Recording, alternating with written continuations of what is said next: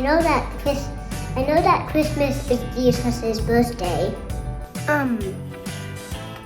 Jesus' birthday. Christmas is all about celebrating the birth of Jesus because Jesus is the reason that we are all here today. Christmas is all about Jesus' birthday and the day he was born. Jesus' birthday. The birth of Jesus and celebrating that. Jesus' birth and spending time with your family. It's about God. Jesus.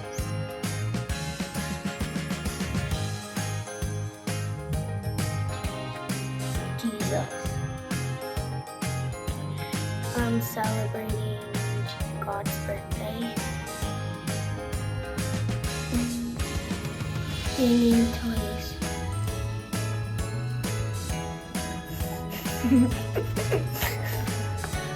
I don't really know this answer though. Wow.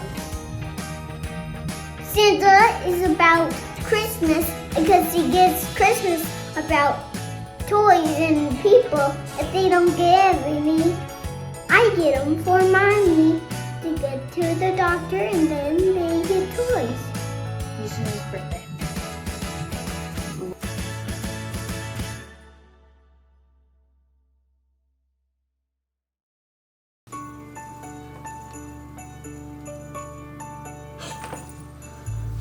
Hello, and welcome to our second night of a Not So Silent Night. I really hope you had fun last week, and we're going to have some more fun tonight. And I can't wait for you to just see how we continue our Christmas story and what's happening next. So without anything further to do, let's check out the Flannelgraph Theater.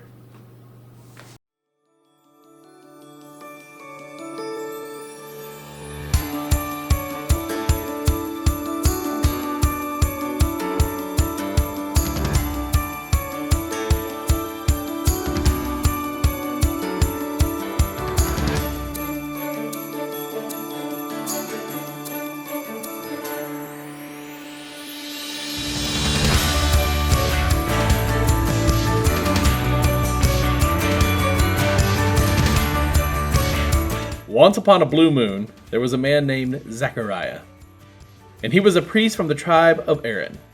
He was married to a woman named Elizabeth, and they were both very old and had no children. Zechariah, enjoy your big day serving in the temple. After all, it's not every day you get to burn the incense. Thanks, Dia. It's really a great way to end the week. Then tomorrow, me and the boys are gonna go hunt wabbits.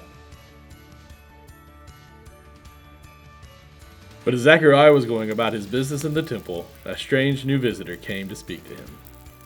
Zechariah, do not be afraid. I am here to bring you great news. You and Elizabeth are going to have a child, a boy. You're to name John. He will lead the way for the Messiah. He will prepare their hearts and minds for him. Isn't that great? Are you sure about this? We're both so old. Yes. And because you doubted God, you will not be able to speak until John is born. When Zechariah went home that night, he was excited to tell Elizabeth the news. It went something like this. Eventually, she asked him to write it down because he wasn't making any sense. Elizabeth was so excited about her baby that she invited Mary to celebrate with her. Elizabeth, I'm so excited to hear about your news.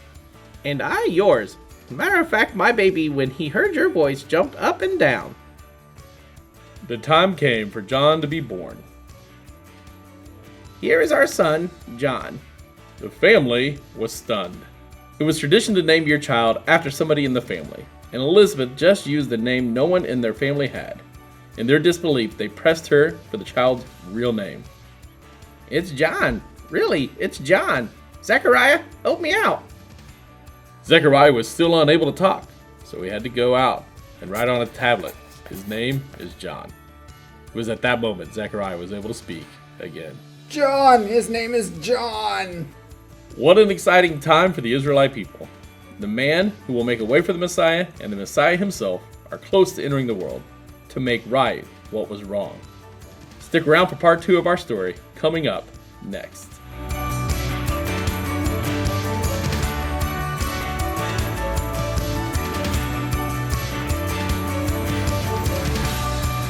Who are these men, and why are they so happy? Let's go look at these men and see why. Shepherds were often looked upon with disgust. I mean, think about it. They spent all day in the sun, sweating, getting dirty, and they smelled like sheep.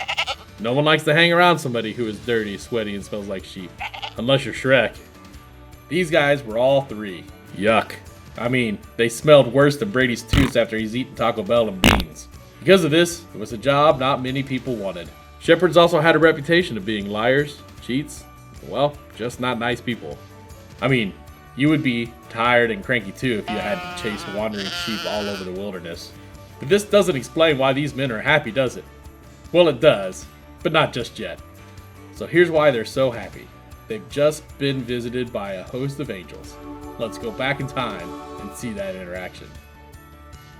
We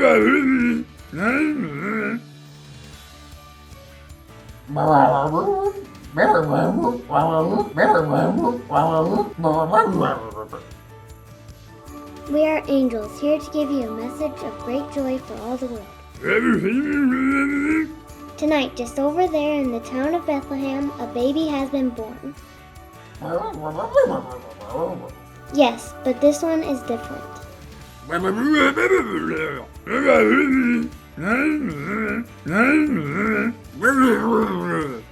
So they are like you?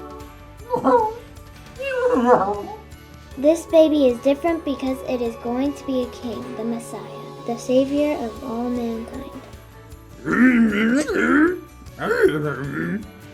No, you are the exact people we want to tell. And how do you know about Superman? He won't be created for another 1,900 years. Anyway, here is the best part. You have been invited to see this king. Follow the star, it will lead the way to the baby king. Oh, hey guys, follow me. And which one of you smells like a Krabby Patty? And that's why these men are smiling. The unwelcomed have been welcomed. The unwanted are wanted. The outsiders have been invited in. Hang around and we will tell you more about this story later.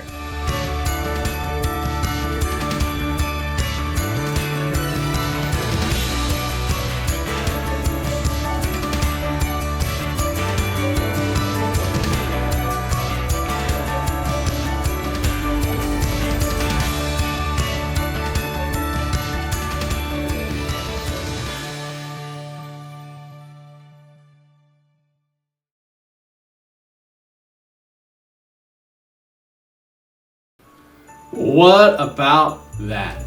I hope you had fun watching the story about Zechariah and Elizabeth and the shepherds in the field at night. There's such great parts of the Christmas story, and we're going to explore more of that here after a minute. But until we get to that part, let's do our craft time with Amber first. Get your supplies together, and let's get ready to make Mary, Joseph, and the baby Jesus.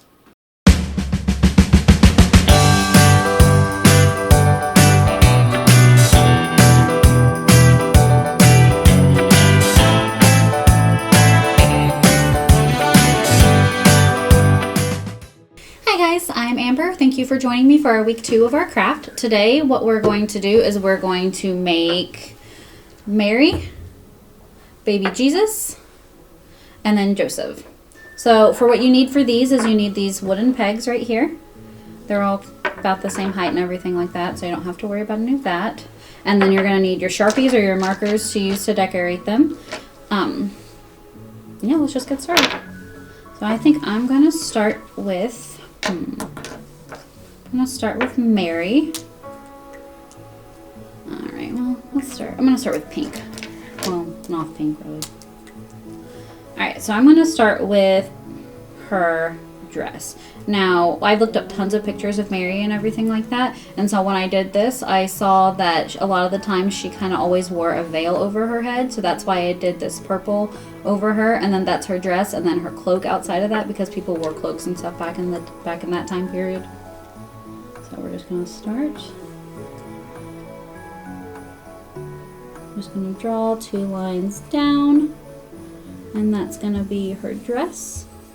And it's okay if it's not straight or exact or anything like that, because these are hard to control and it'll look beautiful no matter what you guys do.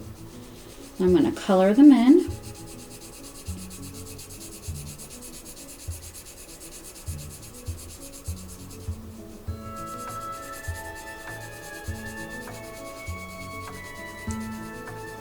I really like this color. It's kind of like a pink, but it's also kind of like almost a red mixed together. It seems it's just like a darker pink, and I think it's pretty cool.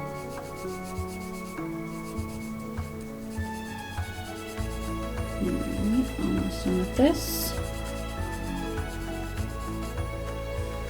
And go through the bottom. There we go. Alright. Now I'm going to move on to her veil, and I did purple the last time, so I think what I'm going to do this time is I'm going to switch it up, and I'm going to make her veil this pretty blue. This is my favorite color, blue. So I'm just going to make that her veil, that one. So what I'm going to do first is I'm going to draw. You don't have to include the veil if you don't want to. You can just color her hair however you want. I usually like to do the same color match, kind of look like me a little bit since I have the dark hair. So I'll usually do like the brown or whatever, but you can also do whatever color you want for her hair. I know that if my sister was doing this, she'd probably use this bright orange right here because she loves that color orange. In fact, she'd probably color the whole peg orange. And that's okay. She just loves it. You can just use your favorite color to do whatever you want with it, and you can even color all one color. Whatever you want to do. It's totally up to you and your imagination.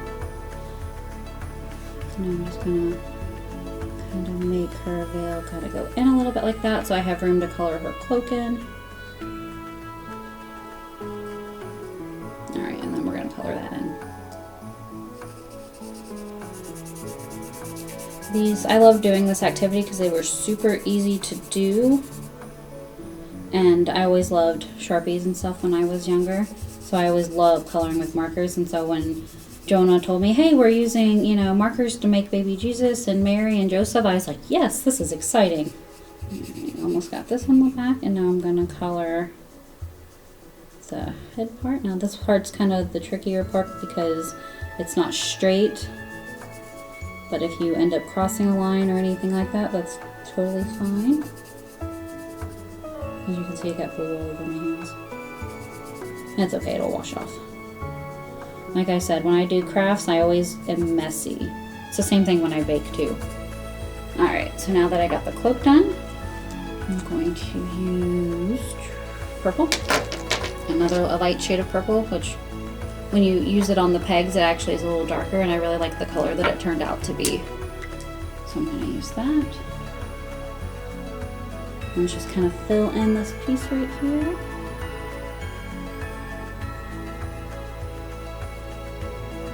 And color that in.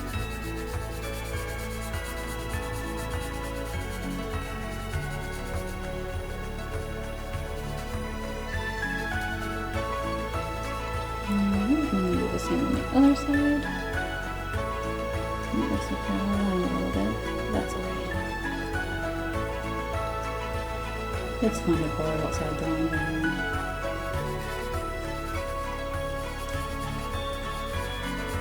I always like to use my imagination to create things differently than what I was told to do, because it's just so much more unique and different when you have your own perspective on it. And I always love seeing different things, how different things turn out because someone did it differently.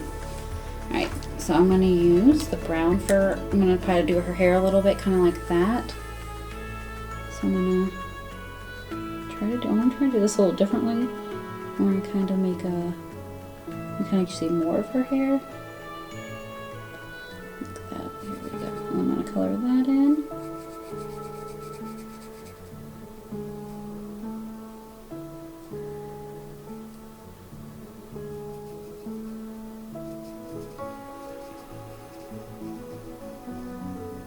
Alright. Now I'm going to do her eyes. Now, like I said, when I make my own characters and stuff, I like to kind of use the same thing that kind of looks like me. So I have green eyes, so I'll probably use green for the marker. But you guys can use, like I said, whatever colors that you want.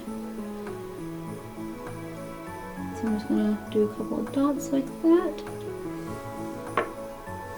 And then I'm going to use black, and I'm going to draw a smile on her. She's happy. Here we go. So that one's Mary. So that's one. A little bit different than what I've done before. Alright, now I'm going to do Joseph. Alright, now we'll start with his cloak. I'm going to use... You know what, let's use orange. I actually haven't used the orange, so I'm going to use orange. It's pretty bright orange. That is one of my sister's favorite color. I'm going to draw his outfit. So this part is his outfit, and then the outside part will be his cloak. You know what, I think I might just color his whole outfit orange. We'll just color the whole thing orange.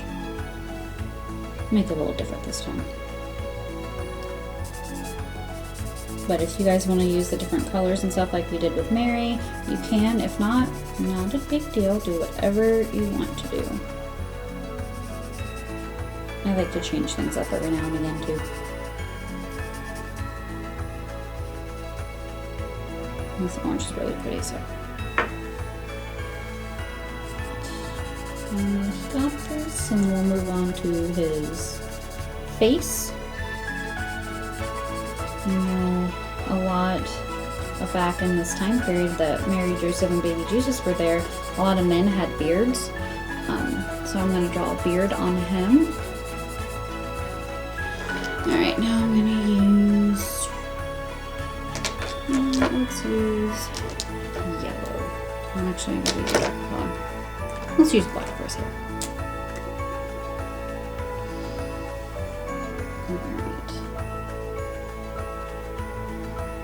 First I'm going to kind of draw a little bit of a circle around his face, because that's where the mouth will go.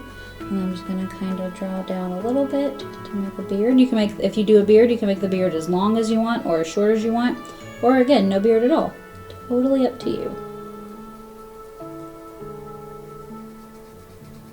Yeah, I had to use a darker color for this, that way it went over the orange when you colored the beard in.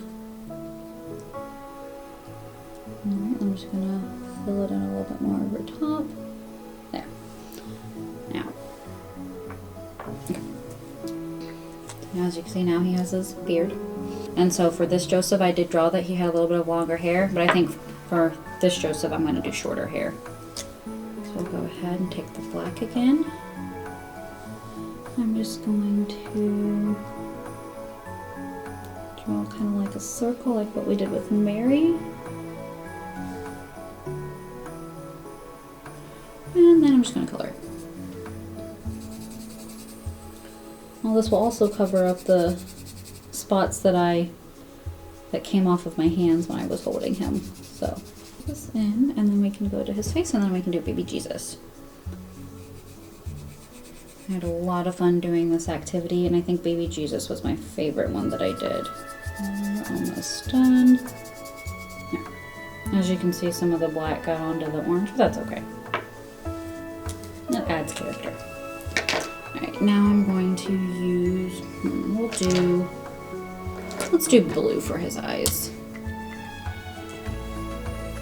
So I'm using the darker blue now instead of the lighter blue. And I'm just going to draw just do dots on each side. And then I'm going to use the black to make him a smile in the middle of his beard during that circle that we drew. So there, that's Joseph. Alright, now we're going to do baby Jesus. So in this one of the baby Jesus that I did, I kind of had him wrapped in like a blanket. Because when you have babies and stuff, they like to stay warm, so we always wrap babies and stuff in blankets, but you also have cute outfits that you can put on them too. They call our onesies. So you can draw one of those too, or you can do like a bundle like I did with this one. Kind of want to do something different, so let's do, I haven't used this green yet. I think what I might do is kind of do almost like a onesie thing and just color all of this green. And just kind of like what we did with Joseph. Just color the peg all the way around through coloring. So what you can do, so you can avoid getting all the marker on your hands like I have, you can use a paper towel to hold them, or you can kind of do them in stages, which like I said with Mary, we kind of did a couple of different stages. So you can just do one stage with her and then move on to Joseph and then do a stage with baby Jesus. That way it has time to dry. That way it doesn't, come off on your hands like it did on mine. And then you can, like I said, you could also use paper towels or you can do both. So that kind of keeps it a little cleaner, but sometimes they do take a minute to dry. So if you want to, instead of using your finger to touch it to see if it's dry, you can use like a paper towel. Just put it on your finger and just tap it like that. And if it comes off clean, you should be good. Like this one, that one came off clean, but that was what I colored before. So the newer stuff, I'm getting all over me. So, but yeah, use a paper towel if you want to do that, so you can avoid getting on your hands, or do it in stages, or do both. Especially if you color over it several times, each layer is a little thicker, so it might take a little longer to dry. So just keep that in mind, which is why the doing it in stages and different ones at a time, letting the other ones dry is a very good idea. Yeah, I like this color green. Pretty bright green. It kind of reminds me of spring. And all the flowers and stuff grow back.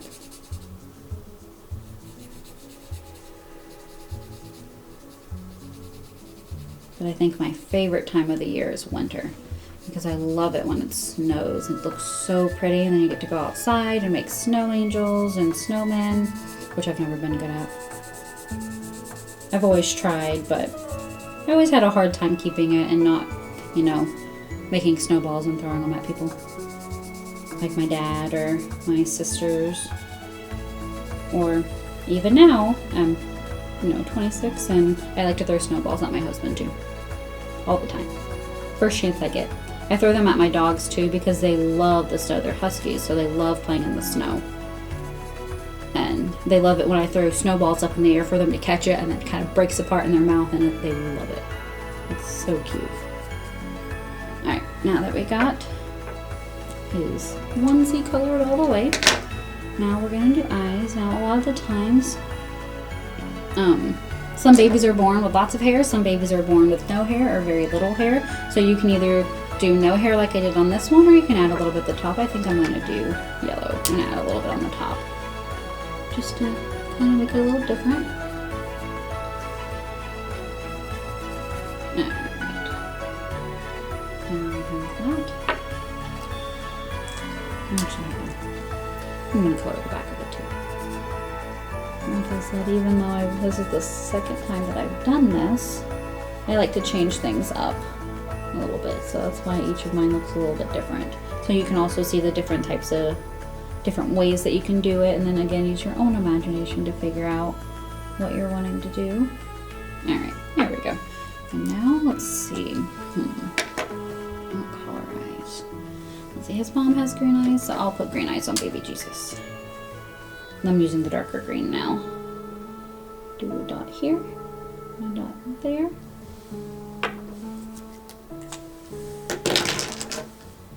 And then do a darker color, and then you can do the smile. Alright. And that is the end of the craft for this week. Thank you so much for joining me, and I'll see you next week.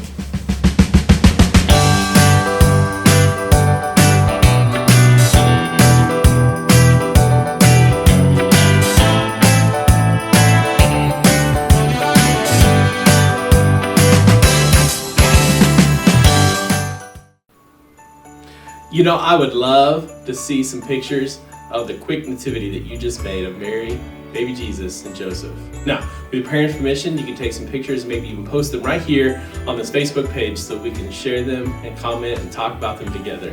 I would love to see that. And it'll be something that you can put up every single year at Christmas time, and something you can share with your friends and with your family at Christmas time. Well, let's get into tonight's lesson. Tonight's story comes out of Luke chapter 1, 5 through 24, 39 through 45, 57 through 66, and then Luke chapter 2, verses 8 through 20. Well, The big day for Zechariah had come. He was finally able to serve in the temple. Now, this may not seem like a very big deal, but it was a big deal. You see, Zechariah was a priest, and there was 24 different units of the priesthood. And they typically only served 2 weeks out of the year, unless there was a big festival going on to where all 24 units were serving together. And so it was Zechariah's unit's turn to come and to work inside the temple. And to burn the incense was a pretty big deal. And to determine who got to burn the incense, they would draw lots. To us, it would be like putting everybody's name into a bowl and reaching in and pulling out the name. That's who got to serve, essentially. And so Zechariah's name has been pulled. And so it's a big day for Zechariah to go to do this job, to go to work in the temple. And while he's there, he's greeted by this angel who tells him his prayer for a child is going to be answered. And you can imagine that was a big deal, because the Bible specifically says that Zechariah and Elizabeth were really old, and having a children seemed like it was completely out of the picture. It seemed like Zechariah had maybe felt worthless. He's only serving every so often. He's without a child, the thing that he wants. He wants to be able to pass on his legacy to a family member, and he can't do that because he's childless. And here is the answer to that prayer. Now, we jokingly laughed about the shepherds in the flannel graph theater, but what we said about them was true. Shepherds were generally not liked people. People didn't like to be around shepherds. They had a bad reputation. They were generally isolated from the rest of society. And here, God goes out of his way to make sure they're invited to the most important birth in the history of mankind. These shepherds have now been formally invited to come see Jesus in the manger where he lay. And these two events seem rather odd. Maybe they seem different. They seem maybe contrary to what we think about the importance of Jesus. You see, when a king's born, you would expect him to be born in a throne room, in the finest facility that he could be born in. And yet we have shepherds. Smelly, stinky, bad reputation shepherds. But God's doing this for a reason. When we feel unworthy to be around God, or to feel God's presence, he's saying, no, you are worthy. See these shepherds? Everybody else said that they weren't worthy to be around a king or important people, or really anybody other than the sheep. And I'm saying they are so worthy. They get to be some of the first people to witness him, to interact with him. How cool is that? Zechariah, this man who's got a job and he is lucky enough to be drawn to do a very important job. A guy who doesn't have a child and maybe feels a little worthless. We're not up to par for what God would have him do. And yet God invites him to be part of the Christmas story. And in our lives, we're going to feel unworthy sometimes. We're going to feel unworthy of anybody's love, let alone God's love. We're going to feel like nobody can love us, and nobody cares. And why should they? I mess up, I sin, I'm not always a nice person, so why should anybody love me, care for me? But in these two stories, we see that God says, even though you may call yourself unworthy, I call you worthy. Yet even though you may feel unloved and outside, I'm inviting you inside and telling you that I love you and that I care for you. God loves us and cares for us in ways that we can't even begin to understand. God never stops loving us. And that's why we have joy at Christmas time. See, God's inviting the outsider, the unworthy people, to come and experience his presence, to come and to experience his love. And that's why we have joy at Christmas. That we get to be invited in to something bigger. We get to experience God's love. How great is that? And because we get to experience God's love, I want to challenge us to take that love that we receive from God and we begin to share that out to the world around us. To begin to tell other people about how great God is and how much he loves them. And they may feel unworthy. They may feel like they don't deserve it. But we get to be a chance to show them that they do, because God says they do. So take that with you this Christmas season. Begin to love the world around you, just like God loves the shepherd and Zechariah, and he loves us. That's all I have for this week. I hope you join us again next week on our final week of A Not So Silent Night. And until then, have a great week and a Merry Christmas.